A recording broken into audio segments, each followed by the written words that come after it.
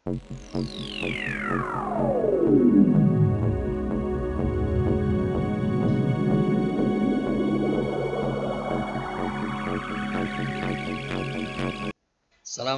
warahmatullahi wabarakatuh.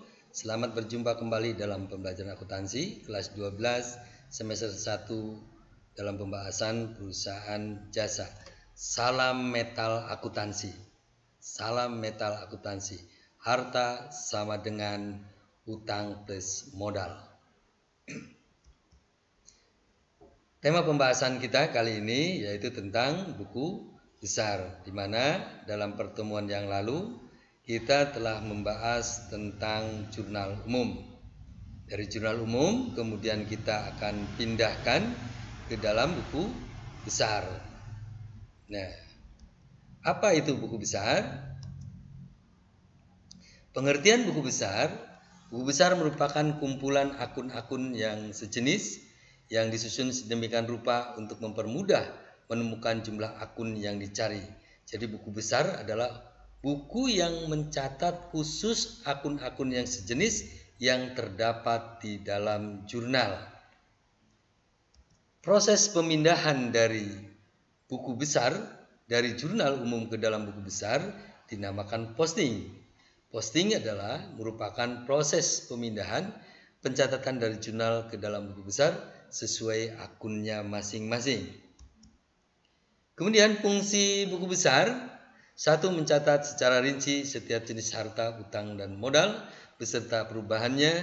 Yang kedua, menggolongkan transaksi sesuai dengan jenis akun masing-masing. Yang ketiga, menghitung jumlah atau nilai dari tiap-tiap jenis akun.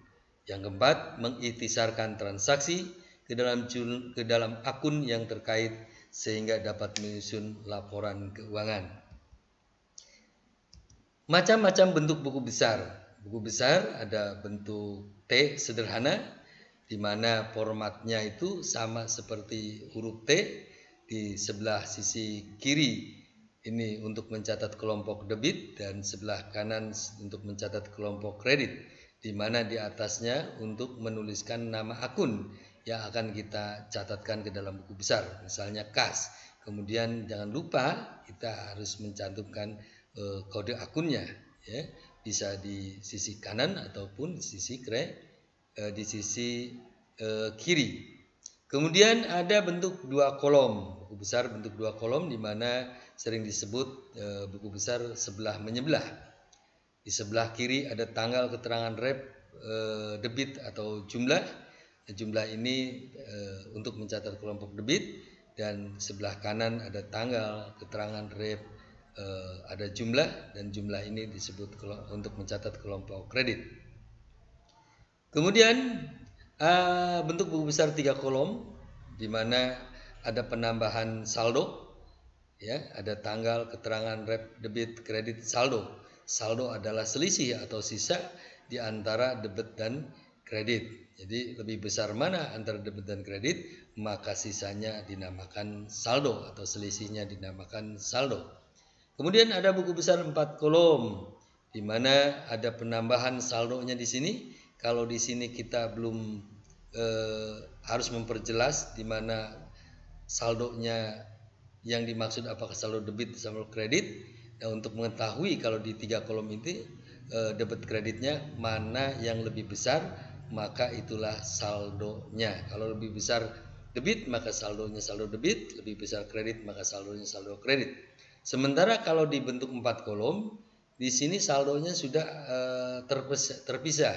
Ada saldo debit dan saldo kredit. Ketika lebih besar debit maka ditempatkan di kolom debit, dan ketika lebih besar kredit maka ditempatkan di kolom kredit. Seperti biasa, di atas adalah untuk mencatat nama akunnya, dan jangan lupa disertakan kode akun, boleh di sebelah kanan maupun di sebelah kiri. Keterangannya tanggal untuk mencatat tanggal, keterangan untuk mencatat bahwa akun tersebut dipindahkan di jurnal halaman berapa. Misalnya kas tanggal 1 dipindahkan di jurnal umum halaman 1, maka di sini ditulis keterangannya jurnal umum halaman 1 atau boleh disingkat dengan JU1. Rep untuk meriksa apakah catatan kita sudah betul atau belum. Kalau sudah betul maka boleh di checklist. Untuk debit untuk mencatat kelompok debit dan kredit untuk mencatat kelompok kredit. Kemudian selisih antara debit dan kredit dinamakan saldo. Kalau selisihnya lebih besar debit maka ditempatkan di kolom debit. Kalau lebih besar saldonya lebih besar kredit maka ditempatkan di kolom kredit. Untuk lebih jelasnya mari kita ke selanjutnya.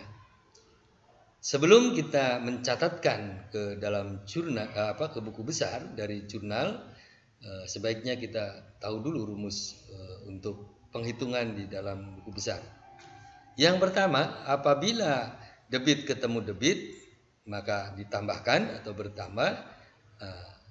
Ini saldonya pasti saldo debit. Kalau kredit ketemu kredit, maka bertambah dan dipastikan saldonya juga saldo kredit. Tetapi ketika debit dan kredit, ini harus dikurang. Nah, mana yang lebih besar? Kalau lebih besar debit, maka saldonya saldo debit. Kalau lebih besar kredit, maka saldonya kredit. Begitupun kredit ketemu debit, ini mesti dikurangi. Kalau saldonya lebih besar kredit, maka saldonya saldo kredit. Kalau lebih besar debit, saldonya saldo debit. Kemudian kita ke aplikasi langsung. Di sini ada jurnalnya, ya. Ada jurnal yang Bapak buat. Ini jurnal umumnya. Ini kita coba pindahkan ke dalam buku besar. Yang pertama kita akan memindahkan akun apa? Misalnya kas. Akun kas yang sejenis, maka buku besar yang kita catat kas semua. Ya, ada di tanggal berapa kas itu? Ya, kita lihat, diperiksa. Kas itu ada tanggal berapa? Ada tanggal 2, tanggal 3, tanggal 4, ya, tanggal 5 dan lain sebagainya. Pertama kita catatkan akun kasnya. Kemudian kita catatkan kode akunnya, ya. Ini saya kasih 00 artinya ini dalam bentuk ribuan karena kolom tidak mencukupi.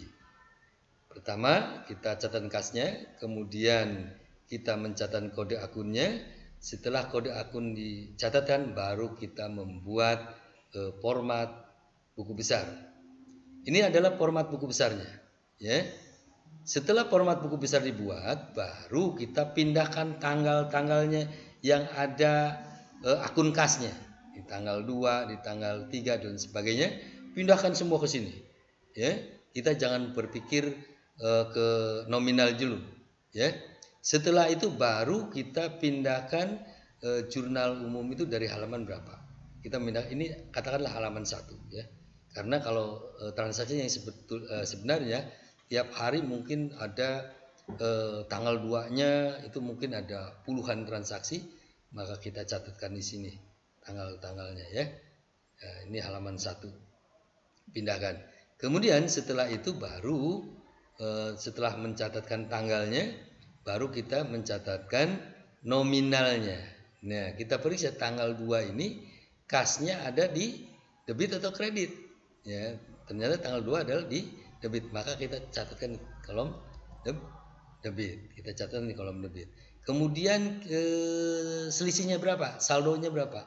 Karena belum ada penambahan dan pengurangan, maka saldonya tetap yaitu sebesar 150 juta. Kenapa 150 juta? Di sini ada ribuan. Ya, jadi tambahkan ke sini jadi 150 juta dan saldonya saldo debit karena dari debit. Kemudian di tanggal 3 ini ada kas juga. Coba lihat kita. Ternyata kasnya ada di kredit, ya. Sebesar berapa? Sebesar 1.500.000. Kita pindahkan di sini. Kemudian di tanggal 4 ada kas di kredit juga. Kita pindahkan di kredit juga, ya, 32 juta. Nih 32 juta kita pindahkan. Lalu tanggal 5 kredit, tanggal 8 juga di kredit. Setelah itu kita catatkan semua angkanya, debit kreditnya. Kemudian langkah selanjutnya kita cari selisihnya, ya. Kita jumlahkan atau kita kurangi. Di tanggal 2 itu debit, di tanggal 3 itu kredit, berarti dikurangi. Berarti debit ketemu kredit dikurangi, maka jumlahnya Dari 150 juta dikurangi 1.500.000, maka jumlah yang sekarang 148.500.000 dan masih debit karena masih besar debit. Lalu ini ketemu kredit, debit ketemu kredit dikurangi ya. Lalu tanggal selanjutnya tanggal 5 ini kredit pula berarti dikurangi. Lalu di tanggal 8 juga dikredit berarti dikurangi. Nah, di tanggal 10 ini di debit berarti ini karena ini saldo debit, ini ketemu debit ketemu debit di jumlah. Jadi 115.775 ditambah 1.500.000 nanti berapa? Nah, saldo ini, saldo yang terakhir ini yang akan kita nanti pindahkan pula ke dalam neraca saldo ya, atau daftar saldo. Jadi akuntansi itu selalu berurutan ya, dari mulai bukti transaksi kita pindahkan ke dalam jurnal, dari jurnal kita pindahkan ke dalam buku besar, dari buku besar kita pindahkan nanti ke daftar saldo atau ke neraca saldo, dan selanjutnya kita pindahkan sampai membuat laporan keuangan. Nah, itu anak-anak ya, paham ya. Lalu untuk lebih jelasnya satu lagi, ini jurnalnya.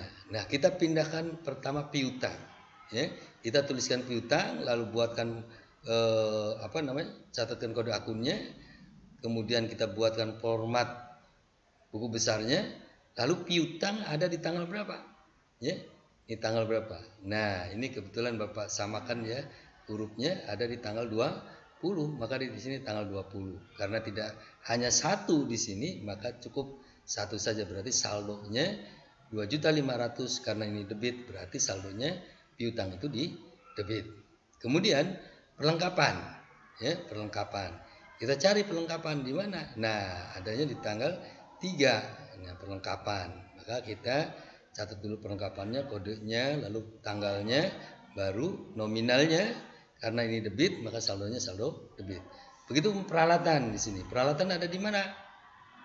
Peralatan ada di tanggal 2 dan peralatan ada di tanggal 4. Nah, ya, masing-masing di debit gitu. Karena debit ketemu debit berarti ditambah. Demikianlah anak-anak pembelajaran kita kali ini. Mudah-mudahan bermanfaat. Semoga jangan lupa subscribe, like dan komen ya di channel YouTube Pak Guru Abing SPDMM. Terima kasih. Sampai berjumpa. Assalamualaikum warahmatullahi wabarakatuh.